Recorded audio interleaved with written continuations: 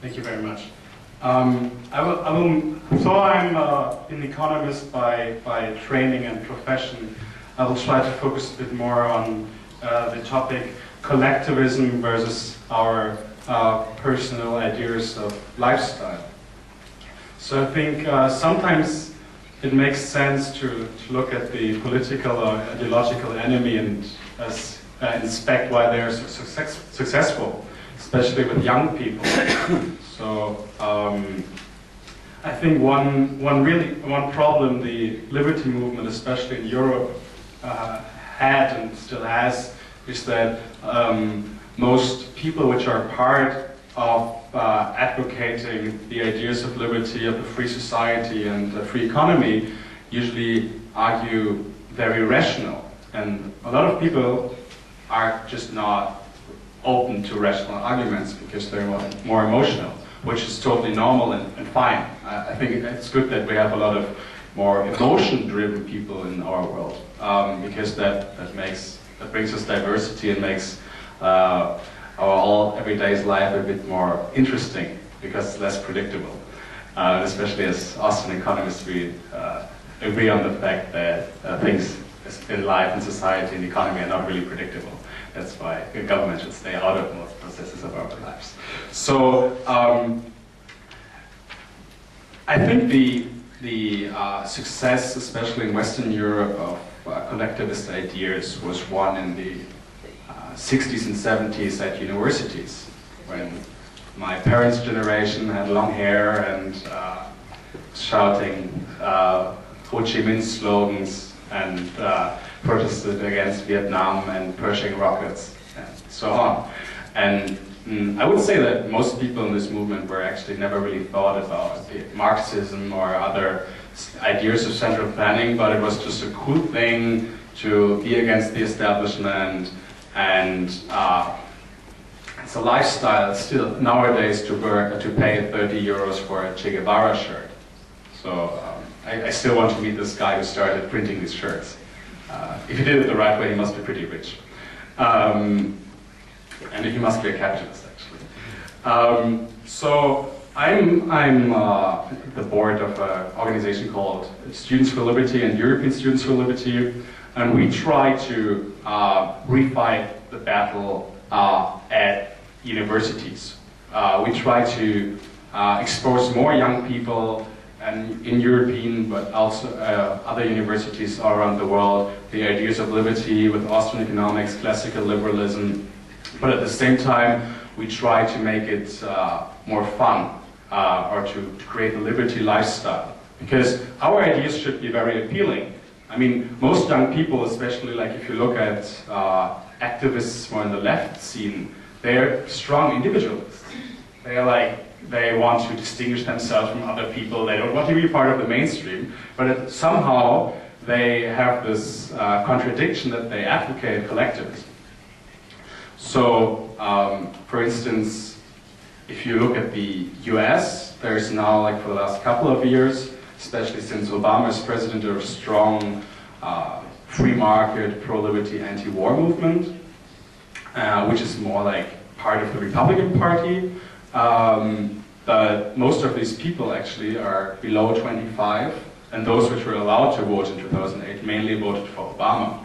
So I think when trying to realize more liberty in our lives, we should not be blind to people who at the moment mainly believe in personal liberties, but not so strong in the ideas of the free economy.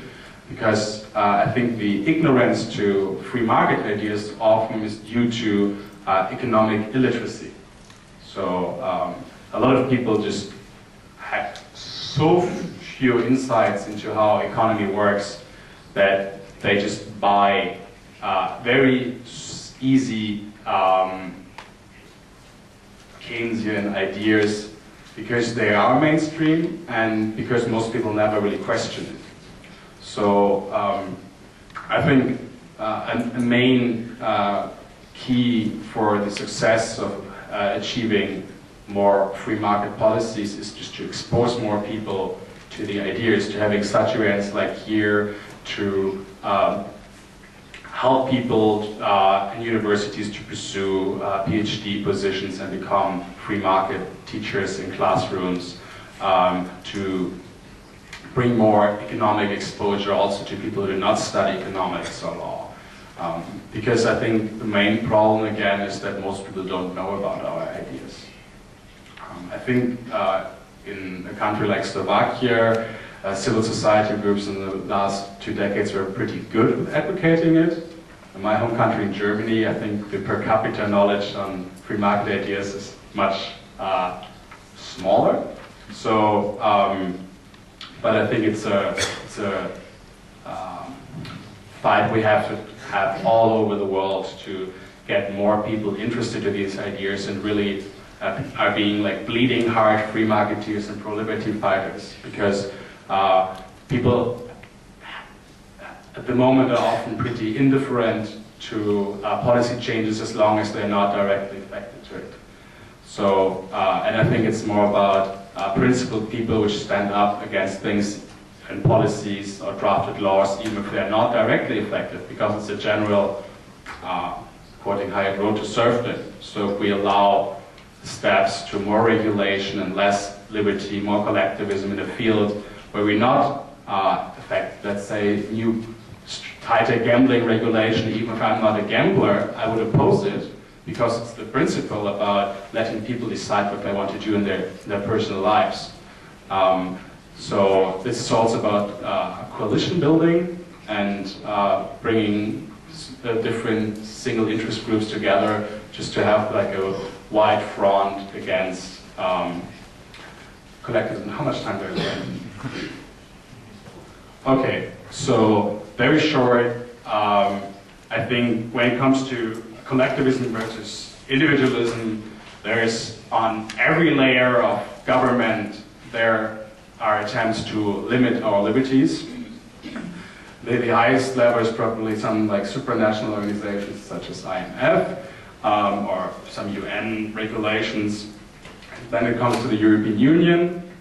Then we have pay-as-you-go welfare systems, especially pension, but also health systems on our national levels, which especially may force young people to be indebted for crazy amounts. And as we always say, today's debt, the future's taxes.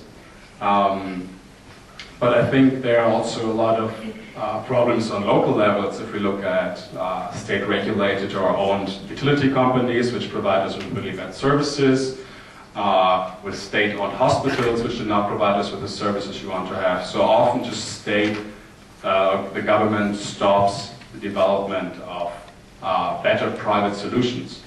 And it sometimes really takes a government to fail in order to allow private solutions to emerge on the market.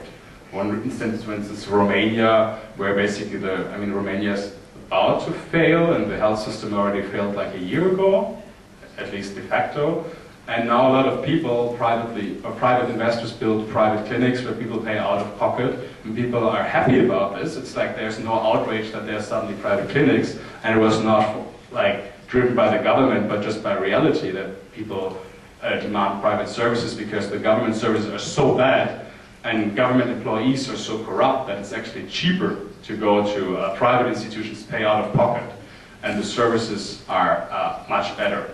So I think the more regulation, the more collectivism we have, the worse we're off, especially because of a way too high amount of publicly procured services of our daily lives.